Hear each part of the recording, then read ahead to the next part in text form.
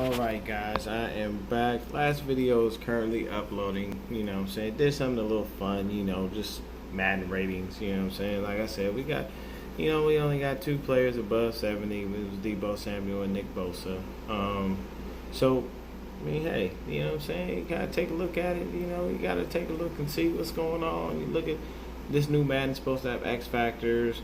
Your players are actually supposed to get pissed off, all kinds of stuff. If they don't get what they want. They trying to make it as realistic as possible, which is cool. I can dig that, Good job on Madden for that, EA Sports. But let's talk about expectations for the year. So we got a lot of haters. We got Cassius saying we're going to go 3-13, 4-12, barely giving us a chance to win shit. Here's the thing, last year we was not healthy, man. We kept getting injured on everything under the sun. Even through this OTAs, it wasn't right. Everybody wasn't healthy. So now I feel like at training camp, everybody should be a full go. It doesn't matter who it is. Everybody should be a full go. The only person that I'm still skeptical on is Quan Alexander because I've heard nothing at all about whether he's going to be ready or not. And I'm not happy about that by any stretch of the imagination. Now, as far as the season goes, I look at it like this. I see us at a bare minimum going 10-6 and getting to the playoffs. It's at a bare minimum. You know what I'm saying? I think we can really do that. And I believe that we should be able to do what we need to do and get where we need to go. But this is a season, this is a make or break season. We don't have a choice in getting to the playoffs or not. If we don't get to the playoffs this year and we finish 4-12, 3-13, 2-14, if we finish anything below at least I want to say 500, 8-8 at a minimum, if we finish anything below that, somebody's heads are gonna roll next year. And I can guarantee you it's most likely gonna possibly be John Lynch. It may be Robert Saleh.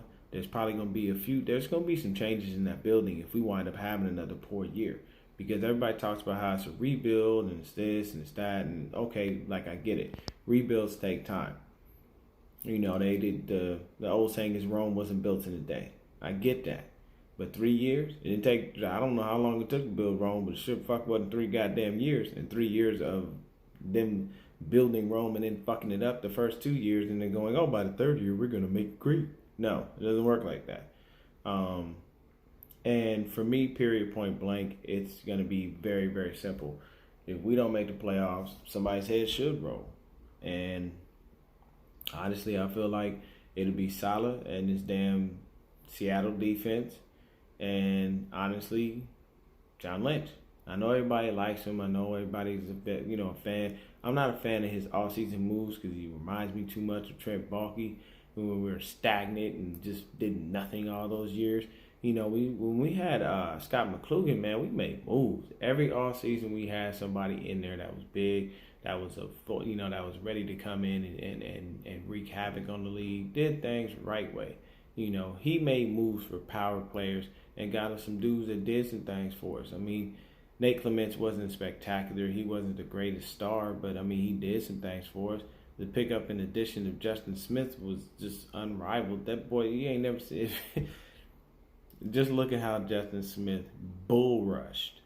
Jermon Bushrod reached over him and sacked Drew Brees. You ain't never seen nothing like that in your life. Justin Smith was that wasn't a man amongst boys. He was a god amongst boys.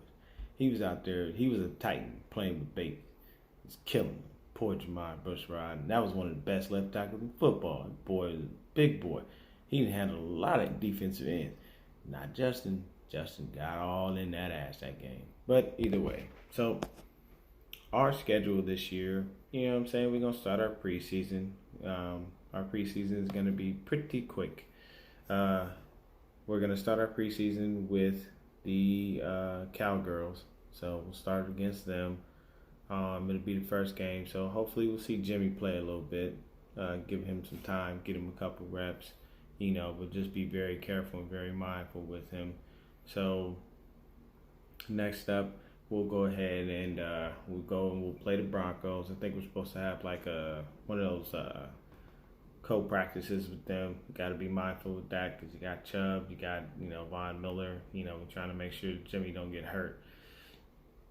Then next up we got to play the Chiefs, which that's the game Jimmy went down in. So that's the third preseason game, so that's dress rehearsal. So we gonna need to be out there at least good 2 quarters. Playing, trying to score, installing everything. Everything's still going to be vanilla, but we need to be, that basically needs to show that we're ready to go for the season. And then the last preseason game, always against the Chargers, we always whoop their ass. But the last preseason game is where our, those third and fourth stringers, those guys who are trying to make the squad, really go in there and go hard. And that last preseason game last year is why I told y'all needed to watch Julian Taylor. I don't care if it's against cats that are, on the back end. There's still guys that are NFL hopefuls that, teams had enough to say, hey, this is a guy I'm putting faith in, to possibly make this squad. And there's enough talent for that. And Julian Taylor went off. Just look for number 77. That's a man amongst boys. He's a beast. So next up, then, we start our season against the Tampa Bay Buccaneers. Now, if we have Quan back, that's kind of a cool little thing, a little rivalry game type thing. Y'all let me go, thought I was done. Here I am, I'm back, and I'm ready. Let me go wreak havoc, whatever the case may be. But since we don't have any real information on Quan, what's the significance of even mentioning the dude? So I call that a W. Then we got to play the Bengals. That's another W. Then we got to play the Steelers. That's a toss-up because you don't know. You know what I mean? Like, the Steelers are still in rebuild mode, but Connor came in and played very well in Le'Veon Bell's stead. I know Antonio Brown's gone to the Raiders, but I think Juju's still going to be a cool number 1. So that's a toss-up. We got to be mindful of their defense. So because I feel like the Steelers are still the Steelers, I'm going to give us an L on that one. So that'll bring us to 2-1. We got to play the Browns. Now, honestly, this game, it depends because the hard part is prime time, but the hard part is you have Jarvis Landry. You have Odell Beckham Jr. You know what I'm saying? Like, those are 2 ridiculously hard to cover receivers. Now, I'm telling you right now, I'll give us a W if we got Jason Verrett and Uncle Sherm out there. I'll give us a W. So that'll bring us to 3-1. There we go. Because I'm not gonna fear Duke Johnson. If Kareem Hunt was back there, yeah, I would give the Browns a win. But if we got Verrett and we got Uncle Sherm out there, I think we can pull it off. We should be able to get the W. Next up, we got to go ahead and play the Rams. Depending on what's going on with Todd Gurley, I'm going to give us a W on that one. We should be able to find a way to stop Aaron Donald. Our offensive line coach should be able to, bring something together to put that to rest. Next up, we'll have the Skins. So I'm going to give that a W as well. Skins are kind of in a bit of a rebuild mode to an extent. They don't really, their direction is kind of unclear. They had Reuben Foster after we had cut him, and he wound up tearing his ACL, so he out for the year. So, I mean, it's at this point, we had about, we'll go 4-2, because I don't know if we're going to beat the Rams. I mean, I want us to beat the Rams, don't get me wrong, but I'll give us at least 4-2. And those 2 losses are against the Rams and the Steelers. I'm gonna go ahead and say that. So then next up, we have the Panthers. We got to go ahead and play Superman and his team.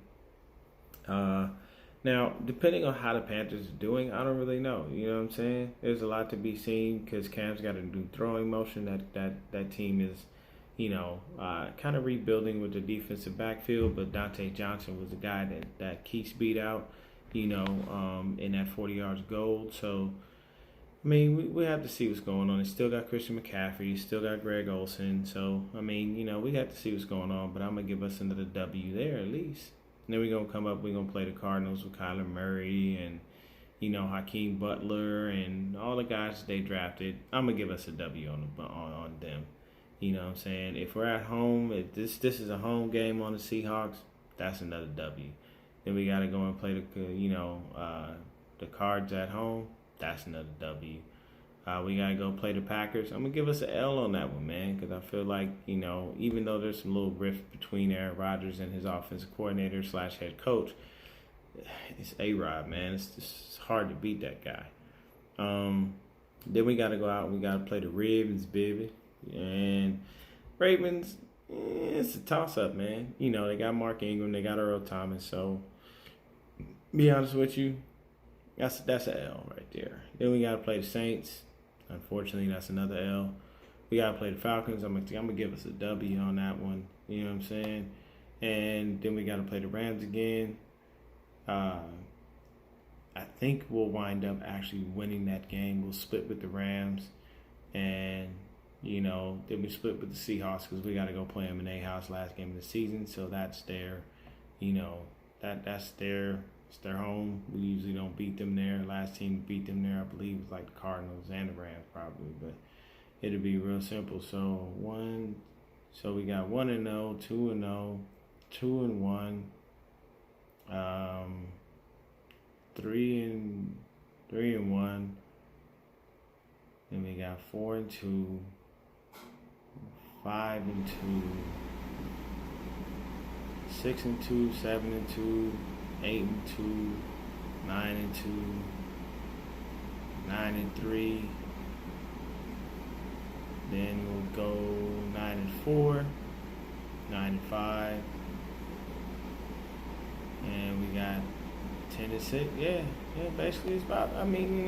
My numbers are probably off. Forgive me for that.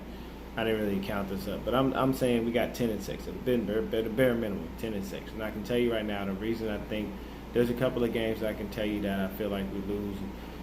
Playing in Seattle, we ain't beat them in Seattle, and God knows how long. I don't have a lot of faith that we can pull that off this year, especially with us kind of still trying to gel from everybody being injured. Playing the Saints, man, they just have a firepower attack, and Breeze is just fucking Drew Brees. The Packers, once again, like I said, it's A-Rod, it's a little hard. Steelers, that's the only other game, you know what I'm saying, that I can see that we lose. So that's 1, 2, 3, 4. Then, maybe the Browns and possibly the Ravens. So, those are the only ones I see us losing, and possibly, we'll lose to the Rams maybe in their house and beat them at home. But honestly, I see at least a 10-6 season, basically depending on how our defense is playing and how healthy we are. But if you haven't paid very much attention, I think our starting quarterbacks will most likely wind up being Uncle Sherm and Jason Verrett. You'll have Akello out there, but Akello's going to play outside with Uncle Sherm when they have three, when we got to play nickel and we need a slot guy. Because in the slot, Verrett's a beast. He's nasty. But that's what it is. 10-6 is our season. Fuck all these haters. Fuck all these people telling us that we ain't going to do shit. You know what I'm saying? That we ain't going to be no good. Everybody got their predictions, and it's cool. Y'all can go ahead and doubt us if y'all want to. But I'm tell you right now, when the season get here and y'all see what we start doing, don't jump on the fucking bandwagon and be on the gravy train because we look good. You know what I'm saying? If you wasn't here through all the years and been suffering like we have as 49er fans, then get the fuck up out of here. Because you know what? I've been there since 84. So I done seen all the good, all the bad years. You know what I'm saying?